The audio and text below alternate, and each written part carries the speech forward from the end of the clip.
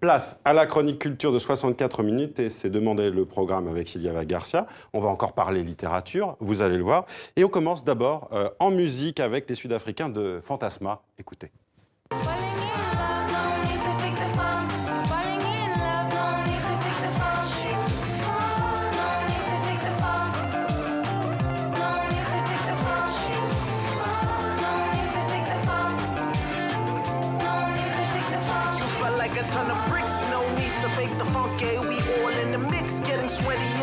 I said I wouldn't fall, but your brother made me stutter. Need a pooper scooper just to get my thoughts out of the gutter. Surely it's your wit for your bumps and your lumps, your dirty talking lips or your sweet swaying rump. The way your body bum, bum, bum on the kick drum got me acting fresh, feeling up. I'm trying to get some. No, I feel all the vagabond. We caught up in the blaze and the blaze has just begun. The fire's gonna burn, burn, burn. The fire's gonna burn. Et Sylvia, les Sud-Africains de Fantasma ont donc sorti leur premier album lundi. Oui, bonsoir Marianne. Free Love sur Soundwave Records, le quotidien britannique que le quotidien britannique The Guardian considérait l'an dernier comme l'un des 10 labels définissant le son de 2014. C'est dire s'il faut l'écouter. Le style de Fantasma est appelé Gudzu, un concentré de musique sud-africaine fusionné avec des influences occidentales. Township House mêlé de hip-hop, rythme Maskandi marié à l'électro Shangaan. Fantasma, c'est le nouveau projet de Spock Matambo, un pionnier de la bouillonnante scène électro sud-africaine, l'un des artistes les plus précurseurs et avant-gardistes du pays. Chaque membre du collectif vient d'une région différente. Leur terre d'accueil en ce moment, Marian, la France, où ils sont en tournée. C'est très bien. Sylvia, après 1998, le Salon du Livre de Paris met à nouveau à l'honneur le Brésil. Oui, près de 50 auteurs sont présents, parmi lesquels la plus célèbre des plumes Auri Verde, Paulo Coelho, auteur notamment de L'Alchimiste et figure mondialement connue de la littérature. Mais la relève se prépare, la littérature dite des favelas s'est développée ces 5 dernières années.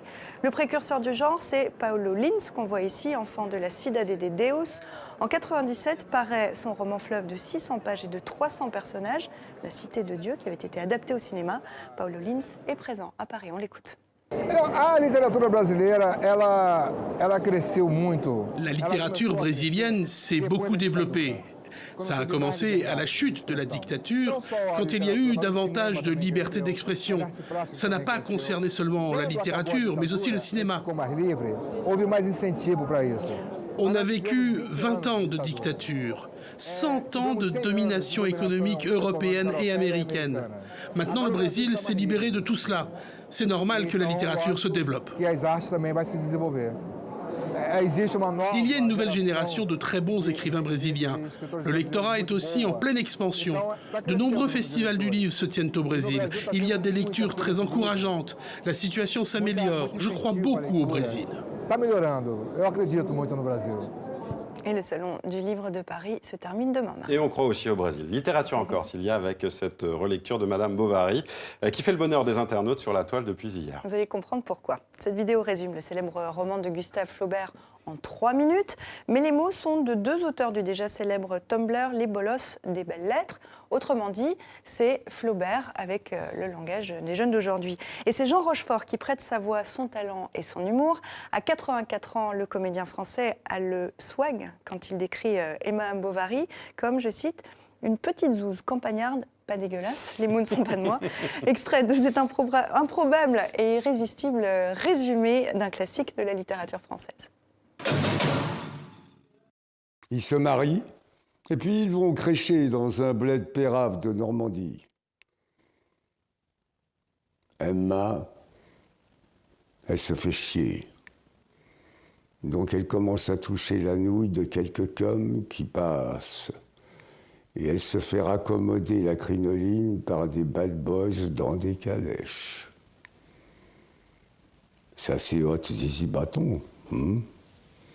Exceptionnel, Jean Rochefort, ouais, c'est vraiment très, très étonnant. On passe à une plus triste nouvelle avec le décès du peintre et plasticien suisse Hans Cerny. Oui, il s'est paisiblement éteint hier à Lucerne, 1 mois après avoir fêté son 106e anniversaire. Très populaire en Suisse, Hans Cerny avait côtoyé les plus grands maîtres du XXe siècle, Picasso ou Braque. Il continuait à dessiner tous les jours dans son atelier, une nécessité malgré son grand âge, avouait-il. Peinture murale, tapisserie, mosaïque, sculpture, céramique, médailles, timbres, des centaines d'affiches et des illustrations pour des livres. Il laisse une œuvre foisonnante, inspirée par le sport et par la Grèce antique, étalée sur 8 décennies tout de même.